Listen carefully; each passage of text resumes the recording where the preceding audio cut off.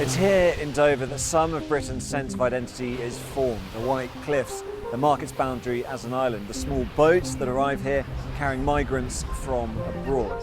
But the voices that shape that identity, that are challenging it, are changing. Stop their votes! Stop their votes! Increasingly, it's women, including groups like the Pink Ladies, who are leading protests. Illegal invasion! Over the last few months, I've been spending time with the women's-only groups that are protesting against immigration. The starting place, they say, is women's and children's safety. But it also goes much further than that. One straw will break the camel's back, and when that happens, there will be civil war. This is a different form of right-wing activism with a very different image. Social media is crucial to finding new audiences and recruiting more women to the cause. And it operates across European borders. Some women bridle at being called far-right, others embrace it. A lot of people frame us as the devil and just think that we're untouchable. Traitorous governments gave out visas and passports like confetti. Would I deport the Jewish people? Yeah. Yeah. Now, some of what you'll hear is uncomfortable, some of it is offensive. These groups don't look like the traditional far-right. And for many individual women, that definition simply doesn't fit. Lots of them are simply anti-immigration and vocal about it. But others within their ranks are committed extremists and are happy to exploit that gap.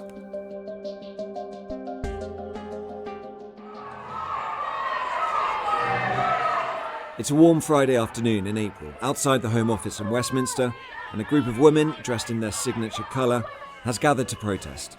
They call us far right. I'm not far right. I'm far from far right. We're brought up in London, where all our friends are all different colour and come from all different places. These are the Pink Ladies, a group that sprang up after an asylum seeker sexually assaulted a 14-year-old girl and a woman last year in Epping. Our British people come first. British children come first. Some of this is familiar from traditional far-right protests, but other parts are new. Traditionally, it's really been male-led, right? And it's had maybe some of that energy as well. Do you think Pink Ladies, other groups are changing that? 100%. I think, looking through history, women have always led the revolution and the men have followed. And I think that's our goal, you know. We want to lead this revolution for our women and our children, you know, and I think the men will follow. Ellie explains the problem as she sees it with reference to Tommy Robinson. The problem is again, like how Tommy explained it perfectly. If you've got a bag of sweets and you know there's 2 or 3 poisonous sweets in there, are you going to eat one? You're probably not. And I think that's the problem. Do you worry there's some risk maybe, you know, when you see that sort of bag of sweets, we've got to chuck all the sweets away, that it creates a climate or demonises all immigrants and makes them feel less safe? You know, people who've come to work in the NHS, other things like that. Yeah, of course. And at the end of the day, right, people that come over here legally, they go through the channels, they pay all the money, they wait all those years to get citizenships. Those people come here, they work, they pay taxes. They are welcome here. You know, they make our country fantastic. It's people that come over on a boat, that do nothing for our country, give nothing back to our country, expect everything, and then go out and commit crimes. The Pink Ladies are a broad church, though, with diverse views. This is what community looks like! For some, it's about only illegal migration. Others, though, go further. What was it about reform that wasn't hard-edged enough for you, I suppose? They're not loyal to it. They're going left. They're hiring Muslims. The issue with reform for you is that they've got Muslims representing. Yeah. I just think because Islam is so incompatible with Western democracy, we've got to put the barrier up. But the fact is, plain and simple, we do not recognise this country. And that's due to migration and corrupt officials in the Home Office that are British, but they are traitors. Enough is enough! Enough is enough! As we'll see later, that broad church approach is a common tactic for the far right, offering up a minimal socially acceptable public position that followers can interpret in more extreme ways.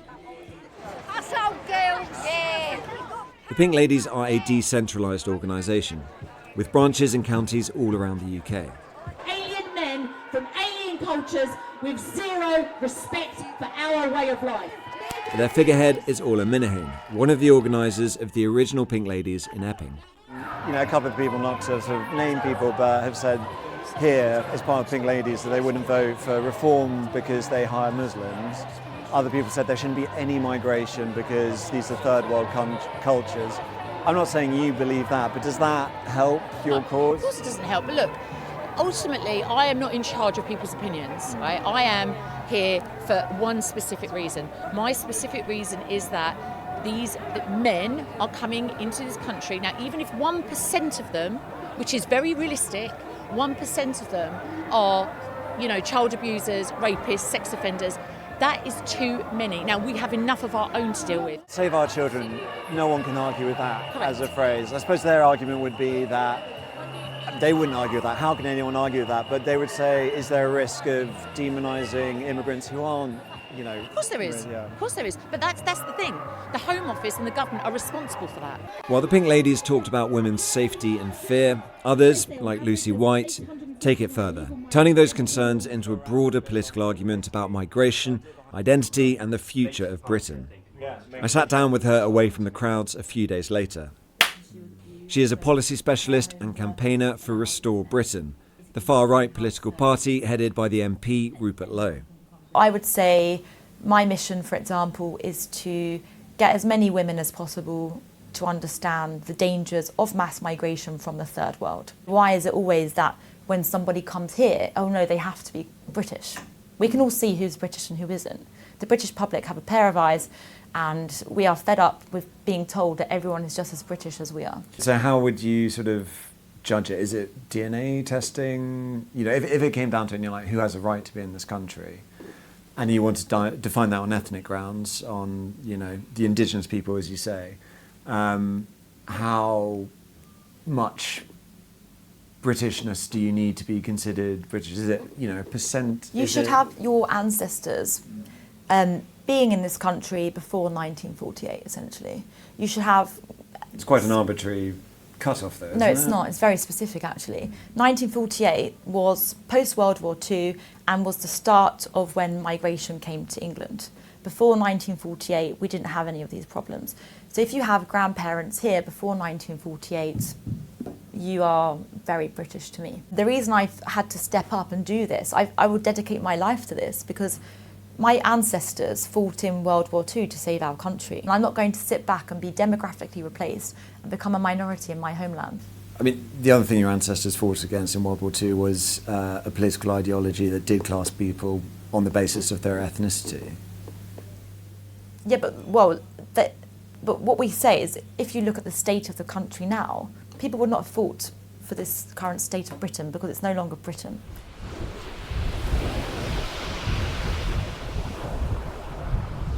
These ideas are finding a growing audience. So how does that language take hold? What is driving it? Usually when people think of the far right, they think of, angry, bald men, people who look like me. But it seems like there are a lot more women getting involved these days, and the aesthetic is different as well. Yes, totally. We see more women being involved, but especially being involved in more visible leadership positions. They know that they'll be involved in political space led by women, where they will be autonomous vis-à-vis men, and they also will, and already are, combining issues that are framed as women's issues. When you see these groups, and we'll talk about all the groups, but what is the appeal of these groups for women joining up to them? These women do not necessarily join what they see as far-right movement, but they end up in movements that are far-right. If you take the Pink Ladies, I think their stances, their claims, their relationship with other activists, Tommy Robinson, for example, so their position within the space of social movement make them a far-right political group, although they are women-led, and so they are a far-right women's group. But the individuals who engage in this group are not necessarily per se far-right racist activists, but they may become racist through mobilization. For many, that process starts online and it only grows from there. Liv is just 18 years old, but her audience and her influence are extensive. Her videos on TikTok have earned 2 million likes. Polling by insight agency The Nursery found that Gen Z women have shifted a lot more to the political right over a 2-year period to 2025. Liv's username is Mitfreud, a portmanteau of the Nazi sympathising Mitford sisters and the slang word femoid, a derogatory term for women from manosphere culture.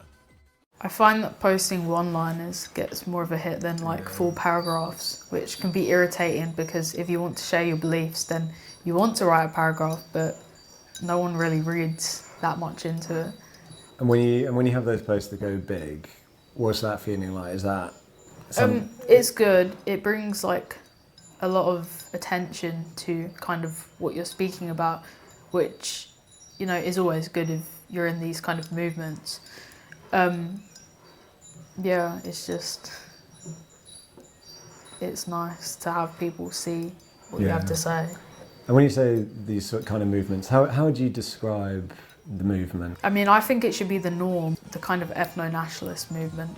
A belief that nationality should be tied to ethnicity. You've posted about Jewish people on X before. Is that part of it too?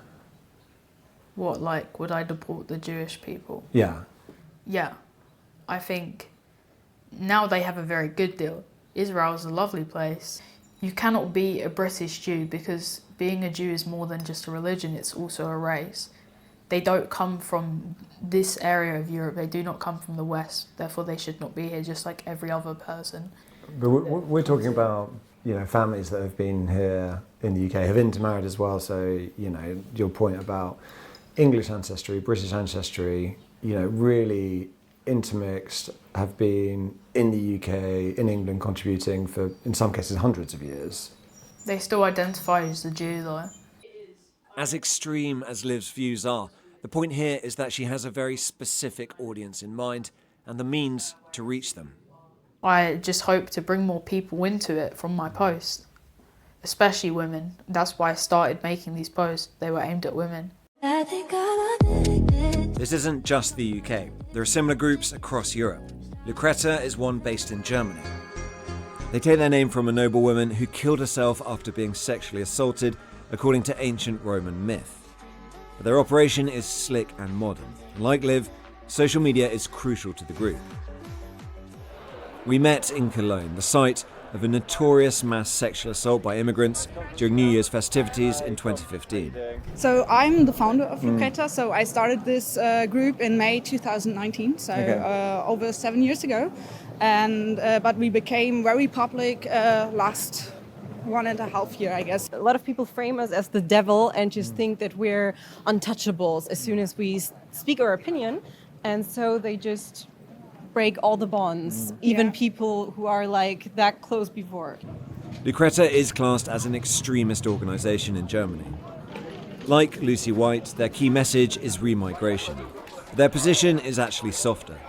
They would apply it to illegal migrants and those who've committed crimes, rather than anyone without German ancestry.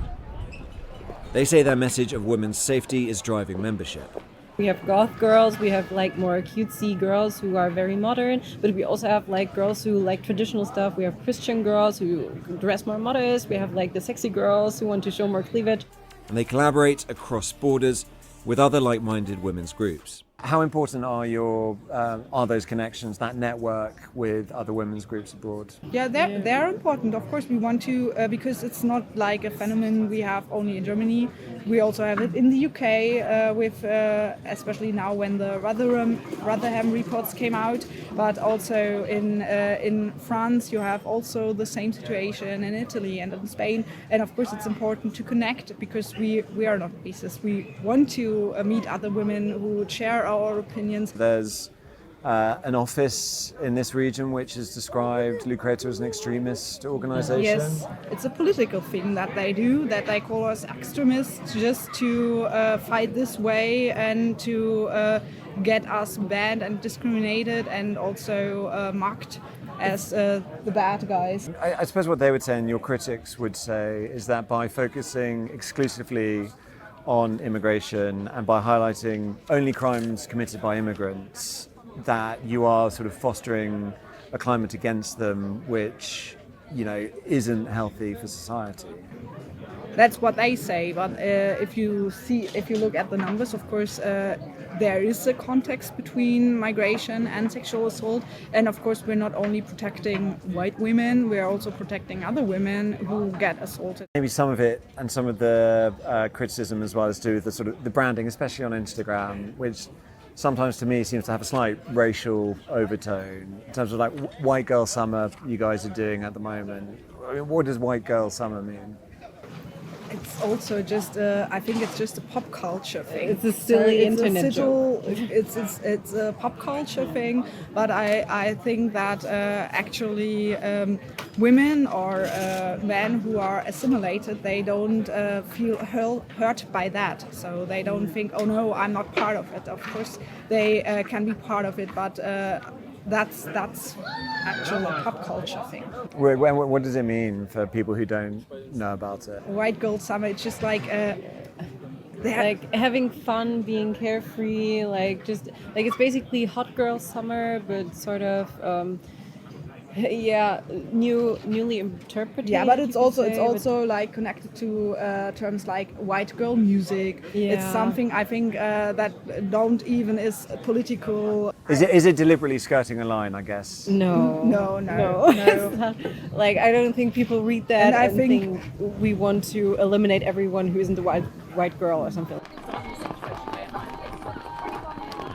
The day after I meet Lucretta, I go to Dover. The Pink Ladies have organised another protest.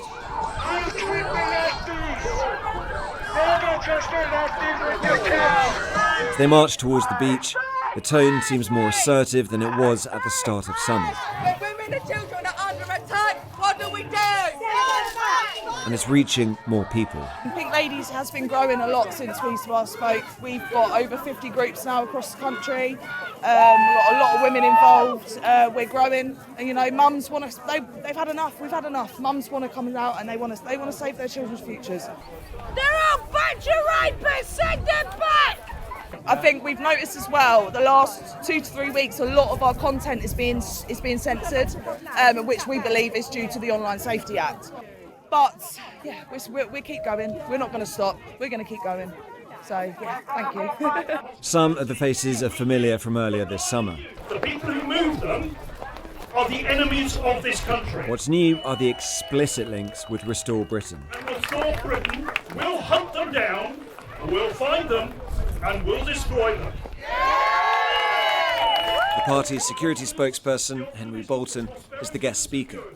Orla Minahane is a member of Restore, and it's spokesperson for the safety of women and children. I think the rhetoric there is a little more punch to it. It's a bit more punchy. That's because every day there are stories of rapes. Every day. And I mean, there is not a day that goes by that there isn't a story of some sort to do with a girl being raped, and it's just out of control. I wanted to ask Orla about her own views on ethno-nationalism. On X, formerly Twitter, she's interacted with an ethno-nationalist called Steve Laws. Based on what he says online, he's quite ethno-nationalist, and that to me doesn't feel like what this is about.